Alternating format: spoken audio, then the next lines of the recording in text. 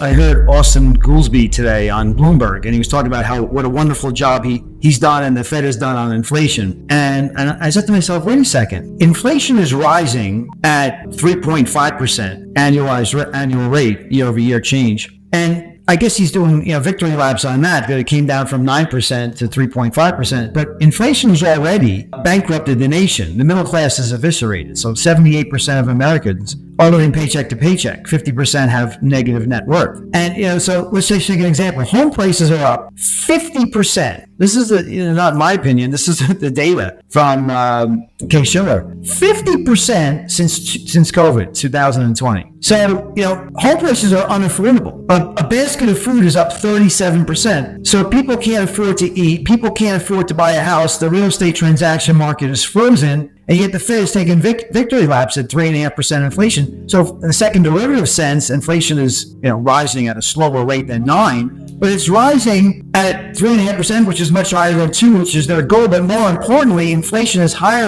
rising from a rate that has already bankrupted the middle class of the country. It means prices are already unaffordable. So that's the problem that I see right now.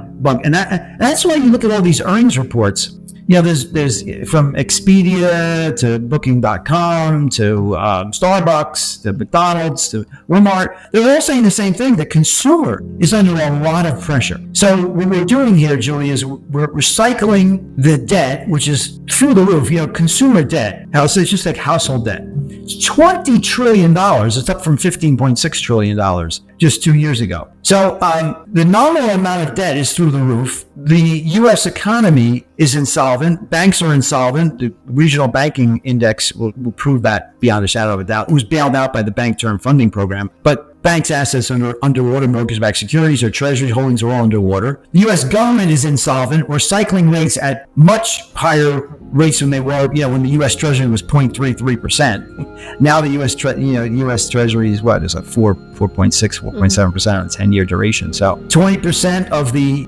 listed companies in the United States are zombies. 40% of the Russell 2000 companies are zombies, don't make any money at all. So, we're cycling the economy through these interest rates that are much higher and don't want my portfolio. I manage money for a living. Right now, we are not net short in the portfolio. If rates aren't able to come down quickly, and I mean interest rates both on the long end and in the short end. So it's not a monolithic term structure here. Interest rates there's duration. So short-term rates, the Fed controls. Long-term rates, they do not. So if rates don't come down across the yield curve, relatively quickly, the economy's in for a big trouble. And you look at the non-farm payroll report today, 175,000 net new jobs were created. Household surveys showed about 25,000 jobs were created. ISM manufacturing back into contraction after being in contraction for many, many months in a row. I think it was 21 or something like that. And now the service sector was released today. That has come into contraction with the employment subcomponent also in contraction. So,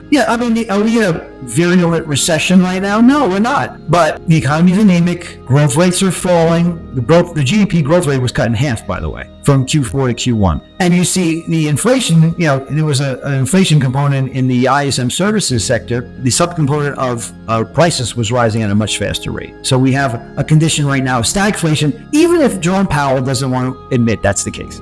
So I think by the second half of the year, we're going to at least hit the flat line on SAAR, seasonally adjusted annualized rate of GDP growth, if not actually have a negative quarter. We might get some non-farm payroll prints that are in the negative too in the second half of 2024. And I think that was going to cause the Federal Reserve to start to lower interest rates, without a doubt, in my mind, at least once or twice sometime this year. The question I have, here's a salient question I have. If the Fed starts to cut interest rates when you have a condition where you have inculcated that you are absolutely incapable, the Fed is absolutely incapable of bringing inflation under control, anywhere near 2%. And you've had years and years, this by the way, so March marked 3 years where the Federal Reserve was unable to reach 2%, bring inflation back to 2%. It was north of 2% for 3 years and going further away in that direction. So the calculation, the assessment is going to be made from investors like, wait a second, you can't bring inflation back to 2%, even though it's already at a level that's bankrupted the middle class. You can't bring the rate of change to 2% without destroying the economy. And if that's the epiphany that's reached by investors, then it's really bad news for a stock market, which has never been, outside of the years 2020 to 2022, outside those years, has never been more expensive. You look at the price to sales, median PE ratio, total market cap to GDP, risk premium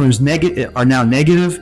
The market is massive, and not just by a little bit, it's massively overvalued. And if you can't bring inflation under control without killing the economy and bursting asset bubbles, which my calculation, home prices have to be reduced by 40%, and coincidentally, the S&P 500 has to contract by 40%. 40% on both home prices and stock prices to bring them back to historical means. The relationship between total market cap of equities to GDP and median home price to median family incomes. So if that happens, you'd bankrupt the entire banking system. There wouldn't be a pension plan that would be solvent in this country. So if you can't do that, then my thought process goes like this. So if you have to inflate, if you have to then bring the Fed's balance sheet, which was once $700 billion in 2007, and then it went to $9 trillion, you got back down to 7.4 trillion, and you're dramatically cutting the pace of QT now, more than even anticipated. We verbal telegraphed. And what happens if this balance sheet goes to 10 trillion and 20 trillion and 30 trillion? What happens to the value of the dollar? What happens to inflation? I think we could be setting ourselves up for a period of intractable stagflation, the likes of which we have never before seen in this country. So stagflation is very tricky to invest because you can't really short the market. You know, inflation has a way of, in nominal terms, bringing stock prices higher. So you have to eschew the target date portfolio, the 60-40 portfolio. And you have to become very active. But you should understand that in sector 5 of my 5-sector investment spectrum, stagflation, intractable inflation requires you to overweight energy, overweight base metals, overweight gold, short the bond market, short the dollar. These are the things you would want to be concentrating on in a stagflationary or intractable inflationary environment. And the inverse of that, the converse of that, is in sector 1, where you have deflation, disinflation, recession, depression. You just want to have cash. You just want to have very short-term treasuries. You want to be overweight treasuries. You want to own the US dollar, and you want to be short the market, because there's nothing like deflation to destroy asset prices. So that's why stagflation is very tricky. You have to be actively managing it, and you can be short at times, but not consistently short. Because as I said, when the dollar, look at Weimar Germany, Zimbabwe, Hungary, when these hyperinflationary economies, I'm not guaranteeing that we're having hyperinflation here in the United States. I'm not saying that. But if we enter a period of time where inflation runs intractable,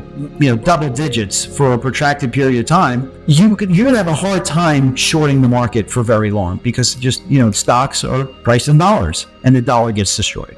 I hope for home prices to become affordable once again. And I didn't mention taxes and insurance and maintenance costs, which makes I just quoted. So the home price to income ratio right now is 5.5. It was 2.8 in the year 2000 for reference. So it was 5 at the peak of the other bubble, the great, the global financial crisis, real estate bubble. The peak was 5 in summer of 2006. So the home price has to fall. But then what about the taxes? Well, the taxes would probably fall with it, hopefully, but what about the insurance costs? What about the maintenance costs? So, and who's to say they would just fall back to a historical mean? They usually fall below that. So the question is, will that happen? If that were to happen, that's where the market, the gravitational forces of a free market, of deflation, want to take hold of these home prices, because they're just like, you're a successful young woman. You want to own a home. This shouldn't be a pipe dream for you. You should be very affordable. But, when you look at that, the calculation, do I want to own a home or do I want to rent? Well, renting is much more affordable now because there's no taxes with rent, right? There's no insurance with rent. It's supposed to be part of the rent, but it's just owning a home is like 40-50% more expensive than renting right now. That's that data. So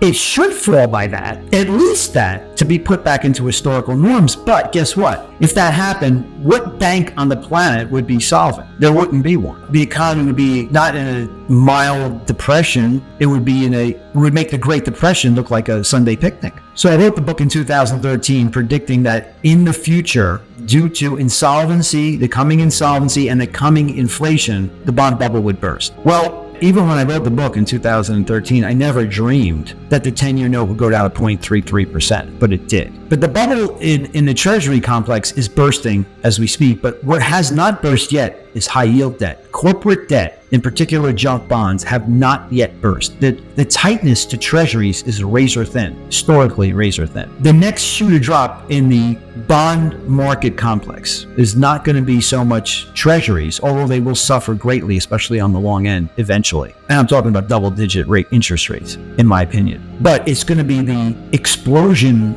of rates associated with high yield and junk that's going to crush the U.S. economy. It had to do with three things, in my opinion. First was geopolitical strife. That was contributing to the bid in gold. That's gone away to some degree.